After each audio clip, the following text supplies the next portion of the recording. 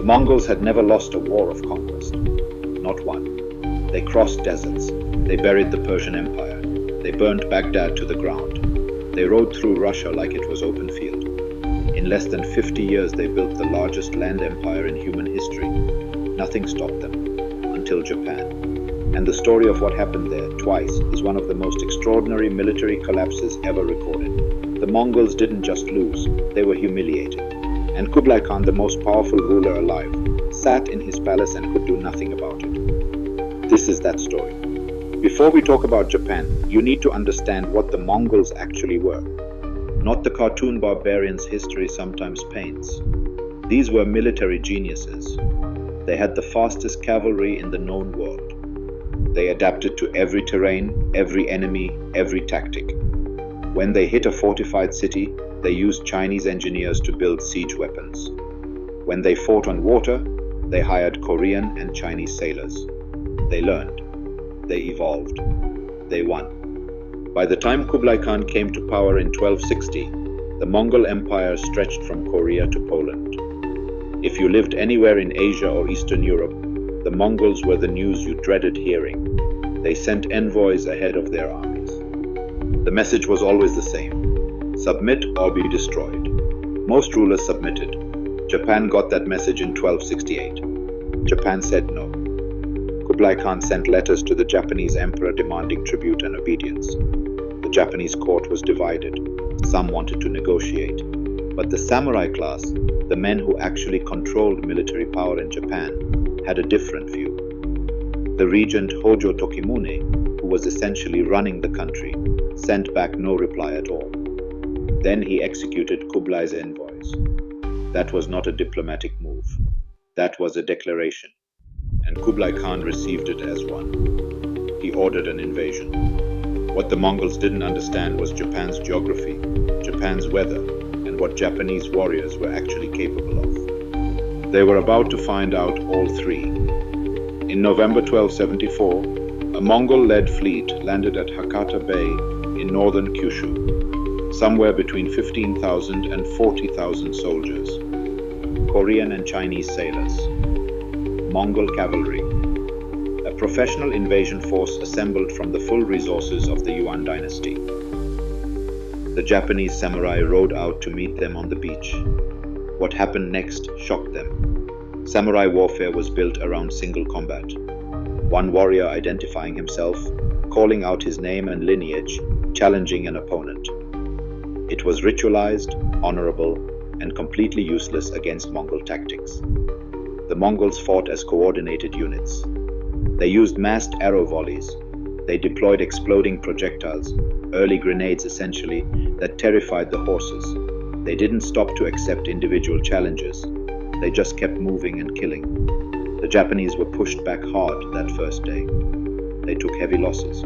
But the Mongol commanders made a critical mistake. They pulled back to the ships that night instead of pressing the attack inland. And then the storm hit. One night, one storm. Hakata Bay turned violent. Ships were torn from anchors, capsized, smashed into each other. Estimates suggest 13,000 Mongol soldiers drowned or died in the chaos. The invasion fleet retreated. Japan had survived. But everyone knew Kublai wasn't finished.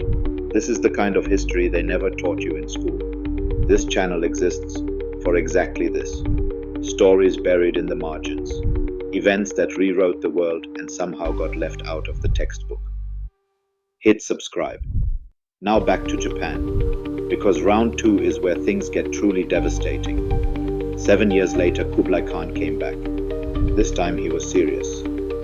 He assembled one of the largest naval forces in pre-modern history, around 4,400 ships, 2 fleets converging on Japan from different directions.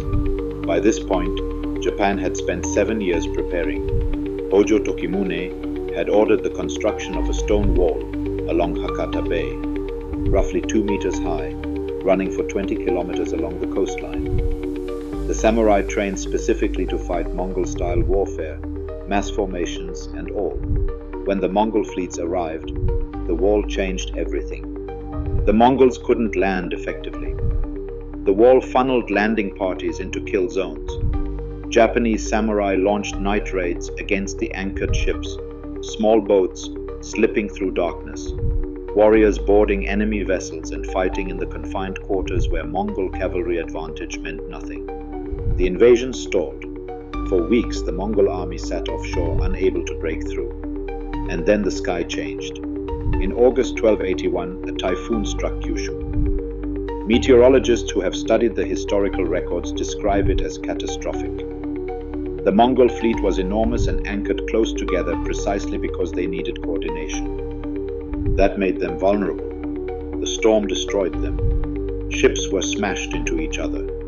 Men drowned by the tens of thousands. Soldiers who made it to shore were hunted down by samurai in the days that followed. The survivors who managed to limp back to Korea and China carried a story that was almost unbelievable. The greatest military empire in the world had been stopped by an island nation and the weather. Kublai Khan planned a third invasion. He ordered it. He started preparing. It never happened. The costs of the two failed campaigns, combined with rebellions and conflicts across the empire, drained resources faster than they could be replaced. Kublai died in 1294, still dreaming about Japan. Japan called the storms kamikaze, divine wind. The belief took root that the gods themselves had protected Japan from foreign conquest. That belief would echo through Japanese culture for centuries. It was still invoked in the Second World War, 650 years later, when suicide pilots took the same name, and from the Mongol side, almost nothing. The defeats were quietly absorbed into the imperial record. Kublai Khan's reputation survived because his empire was enormous and his other achievements were real. But the Japanese campaigns represented something historians rarely acknowledge clearly. The Mongols hit a wall and never got over it. Not every empire gets everywhere it aims. If you made it this far, you already know this channel is different. No recycled Wikipedia summaries, no filler, just history that actually happened and somehow got buried. Subscribe to Sri Unplugged so you catch it the day it drops. And if you know someone who thinks the Mongols were unstoppable, send them this video. They were wrong. And now you can prove it.